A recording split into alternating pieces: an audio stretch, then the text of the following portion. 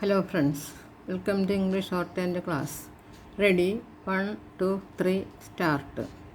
July 1, 2022 will mark 25 years since Hong Kong's return to China. Next year's anniversary is imbued with a special significance. It marks the halfway point in Deng Xiaoping's 50-year guarantee made in 1997 that Hong Kong's previous capitalist system and way of life shall remain unchanged for 50 years, a promise enshrined in the basic law under which Hong Kong is governed. For much of the past 24 years, Hong Kong defied wide expectations that the one country, two systems model would crumble shortly after the handover. On the contrary, it thrived as an unlikely democratic enclave within an authoritarian state and as Asia's financial center, which global firms eyed as a gateway to the China market. Recent developments, however, suggest the model is coming under unprecedented stress. On December 23, construction crew quietly removed one of the most well-known statues, the Pillar of Shame, standing on the campus of Hong Kong University since 1997. It was erected after a commemoration that year of the June 4, 1989 crackdown at Tiananmen Square. The annual Tiananmen Vigil at Hong Kong's Victoria Park itself became a symbol of the freedoms enjoyed in the Tsar.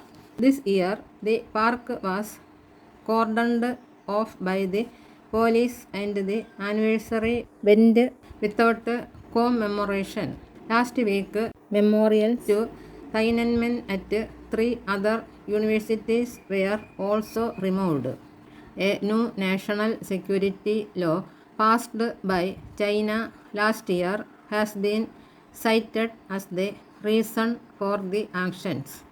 The law also led to Hong Kong's most well-known pro-democracy newspaper, Apple Daily, ceasing publication. Meanwhile, the Tsar government is revising the academic curriculum to promote patriotism and dilute the emphasis on liberal values. The law, along with a radical overhaul of Hong Kong's electoral system earlier this year, undoubtedly marks the two biggest changes since the handover.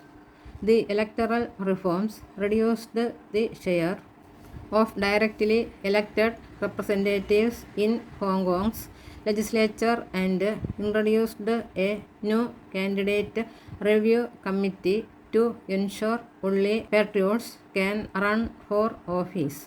Pro-Beijing candidates swept the patriots only polls on December 19, which saw the lowest turnout of any polls since 1997, with many of the pro-democracy opposition figures either boycotting the elections or unable to contest, a marked change from the December 2019 district elections held shortly after months of protests that were swept by the opposition.